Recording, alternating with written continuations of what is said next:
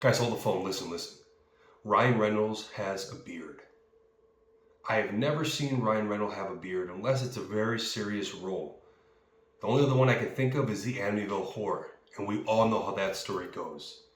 Today we're going to take a look and talk about Adam Ilyan's The Captive, an alternate and indie take on an abduction story and the Buffalo Bill villain. My name is Daniel and I'm the A24 superfan. On this channel we review anything and everything related to A24, past, present, and future. We watch the movies so that you can decide if you want to. When Matthew's daughter Cassie is kidnapped, his wife and him work tirelessly to find her.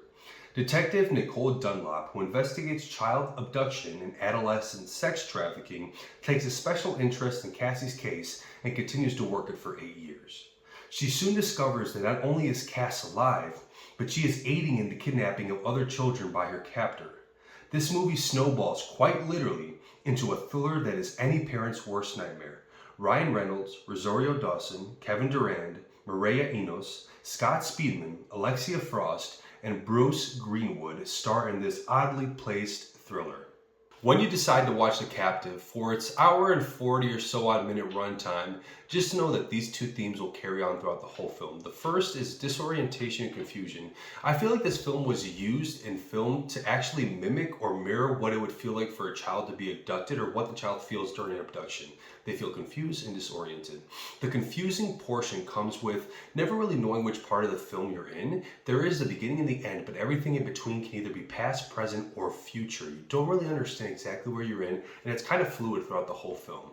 The second is the disorientating or disorientation portion, which comes where the film was actually where the film took place, which is Ontario during the winter. So as you probably know, it's a winter wonderland, and it's such a white film with so much snow covering everything, you don't know exactly where you are within the movie.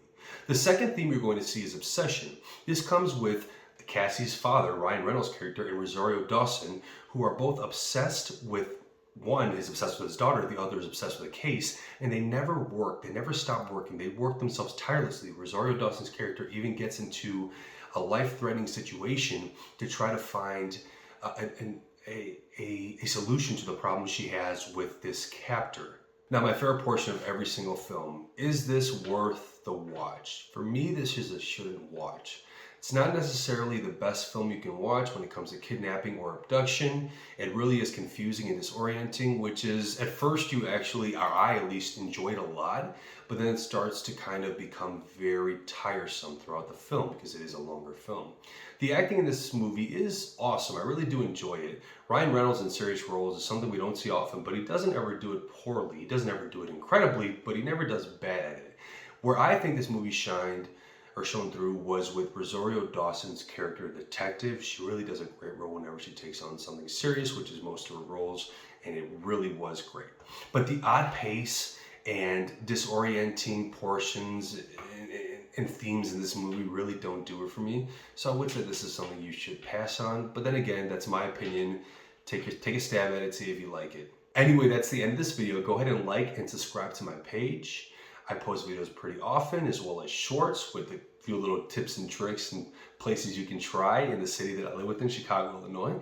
And anyway, I love doing these things, so definitely like them, subscribe to them, and watch them every now and again. I'm trying to get 1 million subscribers, bro. All right, cool. Today I'm going to send us off with an A24 queen from Ari Aster's, I believe, his best film. Definitely not Beau is Afraid. I'm sorry, but it's just so odd. Hereditary. This is Toni Collette. You all have a great night and stay gorgeous.